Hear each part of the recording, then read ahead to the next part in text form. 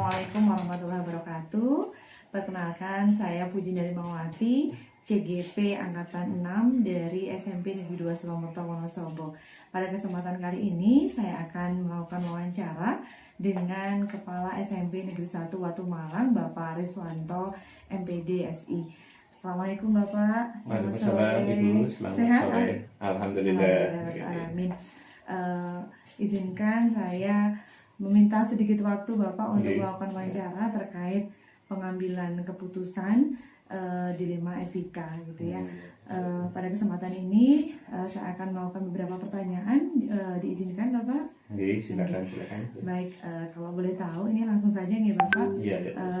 Ke pertanyaan yang pertama, bagaimana cara Bapak mengidentifikasi kasus-kasus yang terjadi bahwa itu merupakan dilema etika atau merupakan rujukan moral?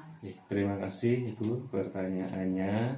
Untuk mengidentifikasi kasus-kasus di tempat kami kaitannya dengan dilema etika ataupun rujukan moral itu kami memilah-milah kasus yang ada, bila mana kasus itu merupakan pertentangan antara kelompok satu dengan kelompok lainnya. Biasanya kalau kasus kan ada pertentangan dua kelompok itu, kalau sama-sama itu adalah pertentangannya sama-sama benar, kami identifikasi itu adalah kasus dilema etika. Sedangkan bila mana nanti ada kelompok yang benar, siapa yang salah, begitu masuk dalam kategori rujukan moral.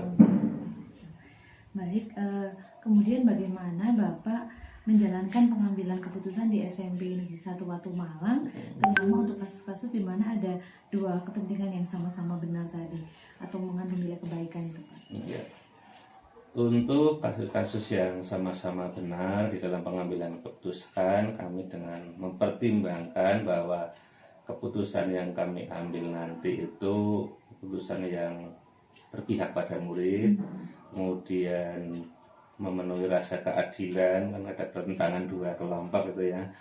Kemudian juga keputusan yang diambil bisa dipertanggungjawabkan dan sebisa mungkin ya meminimalisir adanya dilema baru, tidak muncul masalah baru dengan keputusan yang diambil itu. Baik, selanjutnya langkah-langkah atau prosedur apa yang Bapak lakukan dalam menyelesaikan dilema etika itu, Pak? Ya, langkah-langkah dalam pengambilan keputusan atau menyelesaikan permasalahan, kami pertama yang mengidentifikasi permasalahan yang ada itu apa. Kemudian untuk dipertimbangkan juga data-data dukung yang diperlukan ya nanti untuk pengambilan keputusan, dan juga siapa-siapa yang nanti akan bisa terlibat di dalamnya yang untuk penyelesaian permasalahan itu. Selain itu juga nanti kita mempertimbangkan dalam pengambilan keputusan ya, setelah pengambilan keputusan diambil juga belum selesai begitu saja, butuh yang semacam evaluasi atau refleksi atas keputusan diambil supaya benar-benar keputusan itu tepat gitu. Iya, betul sekali.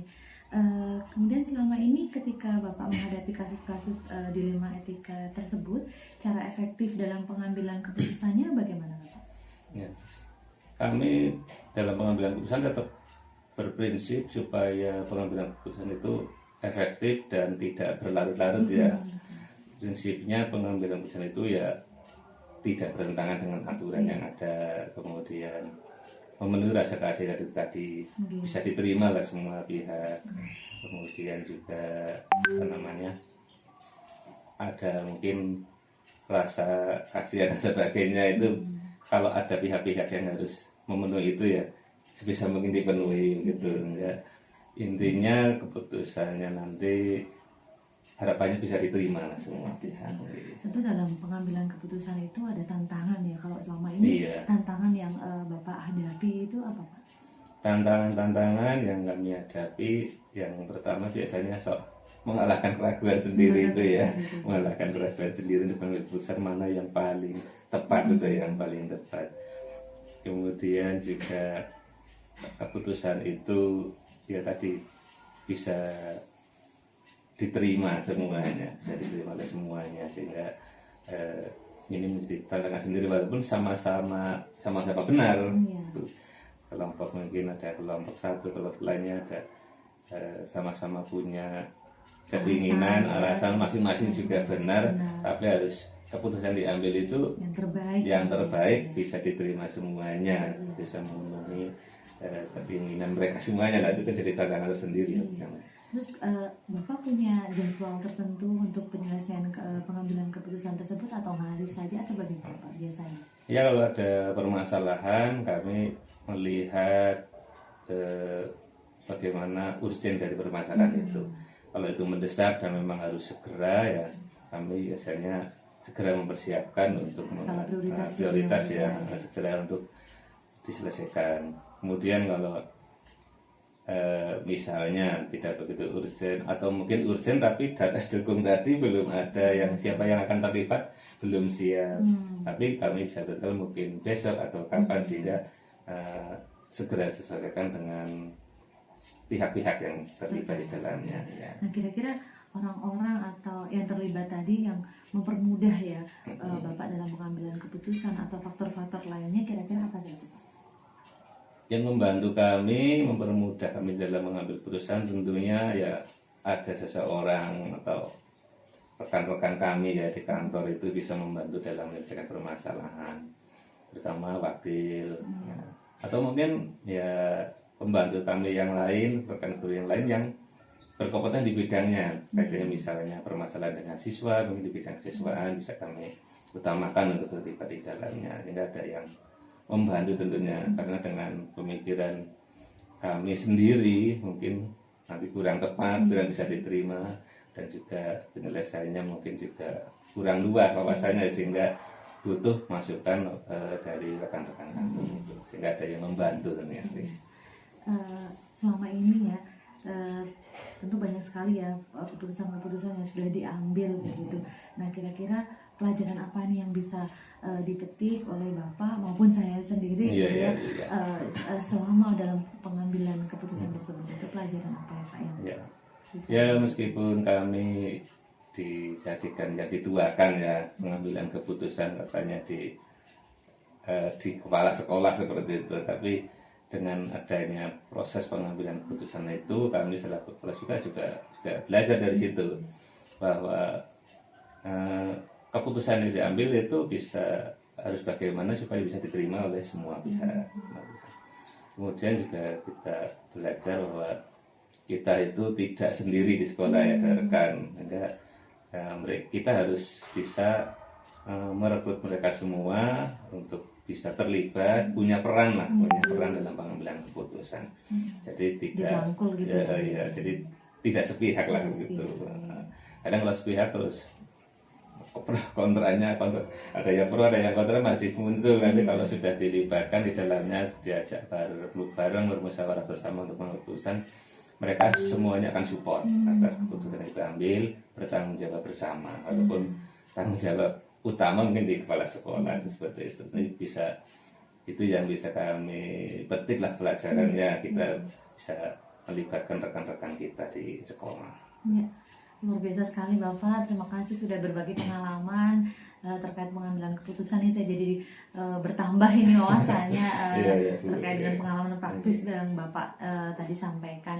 Baik, terima kasih sekali. Mohon maaf sudah mengganggu waktu kesibukan ini sudah di sela waktu-waktu. Alhamdulillah, terima kasih sekali Bapak.